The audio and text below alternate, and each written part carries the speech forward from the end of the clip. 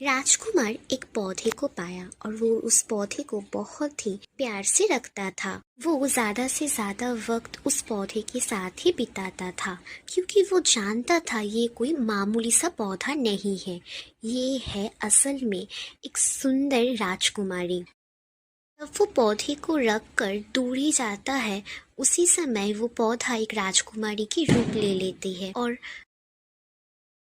राजकुमार जब राजकुमारी को छूने की कोशिश करता है तो राजकुमारी उसे धक्का दे देती है और एक मायावी प्राचीर भी खड़ा कर देती है। फिर भी राजकुमार उसके प्यार में इतने ही पागल था कि वो उसे सब संकट से बचाता है और राजकुमारी को जाके पूछता है कि वो असल में कौन थी। तब राजकुमारी उसे बताती है कि राजकुमार का पहला प्यार थी वो।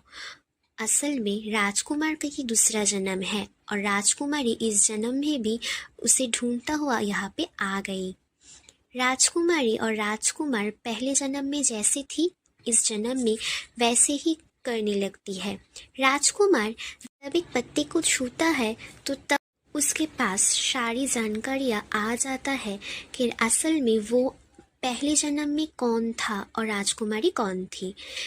फिर वो दौड़ के राजकुमारी के पास आ चूमने जाता है पर चूम नहीं पाता, वो वहाँ से चला भी जाता है। दूसरी ही तरफ राजकुमारी को याद आती है पहले जन्म की कुछ बातें। पहले जन्म में वो कैसे तड़पती थी राजकुमार को एक पल देखने के लिए और राजकुमार उसे कभी कभी नज़रअंदाज भी कर देता था। इसी के चलते हुए राजकुमारी पिछले जन्म में चली जाती है और वो देखती है कि राजकुमार दोनों ही रूप में वहाँ पे था और राजकुमारी राजकुमार को इस जन्म में लाने के लिए वहाँ से छलांग भी लगा देती है। छलांग लगाने के बाद वो गहरे समंदर में चला जाता है दोनों ही और राजकुमारी राजकुमार को छूने की कोशिश भी करती है। फिर उसी समय राजकुमार राजकुमारी के पास आ जाता है और धीरे से राजकुमारी को चूमने लगता है। फिर राजकुमारी ने भी राजकुमार को चूमने लगती है।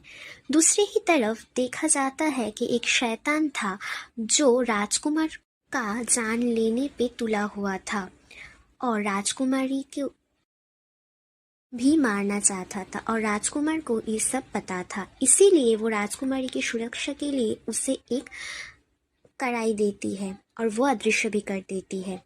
फिर राजकुमारी जब उस महल में जाके पहुंचा तो वहाँ पे पाया कि एक बड़ा सा देवता उसे बता रहा है कि राजकुमारी को मरना ही होगा और एक